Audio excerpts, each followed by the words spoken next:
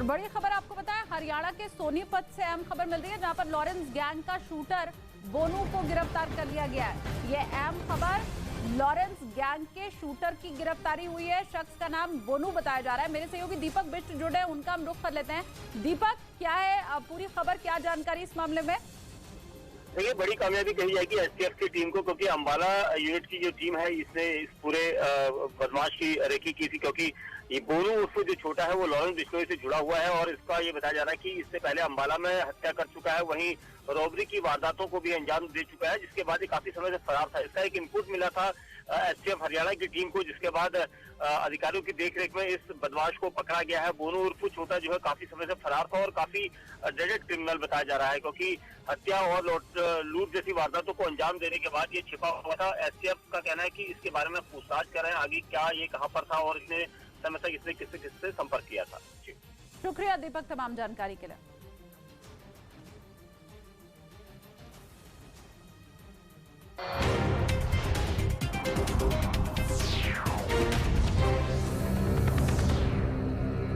आसानी से बखमूत में घुस गए, जिसके बाद वहां के लोग अपने घरों को छोड़कर पैदल ही शहर से भाग रहे हैं। बखमूत के लोगों में रूसी सेना और वैगनर ग्रुप के लड़ाकों का ऐसा खौफ है कि वो जान बचाने के लिए कई किलोमीटर पैदल चलकर सुरक्षित ठिकानों की तरफ जा रहे हैं।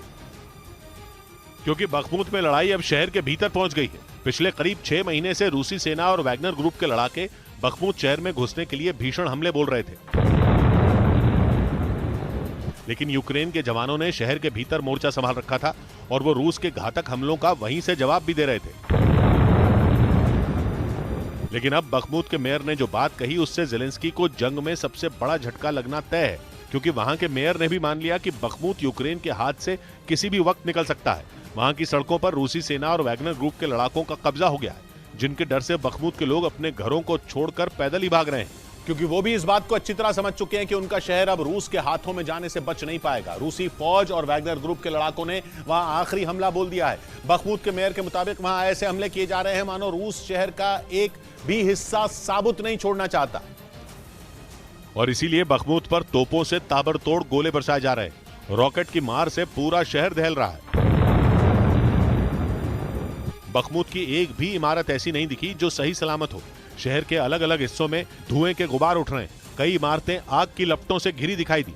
रूस के हमले से पहले बखमूत में 75,000 लोग रहा करते थे, जिनमें ज्यादातर लोग पिछले 6 महीने में वहां से जा चुके हैं। लेकिन बखमूत के मेयर के मुताबिक 4,000 से ज्यादा लोग अब भी शहर में मौजूद हैं, जो रूसी सेना और वैगनर ग्रुप के लड़ाकों के शहर में घुसने के बाद खौफ से भर गए। जान बचाने के लिए वहां अफरा तफरी मच गई। लोग थोड़ी बहुत चीजें लेकर पैदल ही सुरक्षित जगहों की तरफ रवाना हो गए, क्योंकि शहर की सड़कों पर तो भयानक जंग छिड़ी है। रूस के लड़ाकू विमान भी बखमूत पर कहर ढा रहे हैं। वो यहां लगातार बमों की बारिश कर रहे हैं। इतना ही नहीं, यूक्रेन की सेना के अटैक हेलीकॉप्टर भी पुतिन के लड़ाकू विमानों का निशाना बन गए, जिन्हें बखमूत की लड़ाई में ज़ेलेंस्की के जवानों की मदद के लिए उतारा गया था। रूस ने दावा किया कि उसके सुखोई ने यूक्रेन के 2 मी-8 हेलीकॉप्टरों को मार गिराया। इसका एक वीडियो भी रूस की तरफ से जारी किया गया, जिसमें एक हेलीकॉप्टर उड़ान भरता नजर आया, लेकिन कुछ ही देर में वो हवा में ही आग के गोले में बदल गया और वहां का पूरा इलाका धमाके से गूंज उठा। इसके फौरन बाद वहां 2 और हेलीकॉप्टर दिखाई दिए, लेकिन उनमें एक हेलीकॉप्टर का हाल भी पहले वाले जैसा ही हुआ, जबकि तीसरा मी-8 हेलीकॉप्टर तेजी से उड़कर वहां से निकल गया। रूस के मुताबिक उसके लड़ाकू विमानों ने यूक्रेन के जवानों की नींद उड़ा दी है।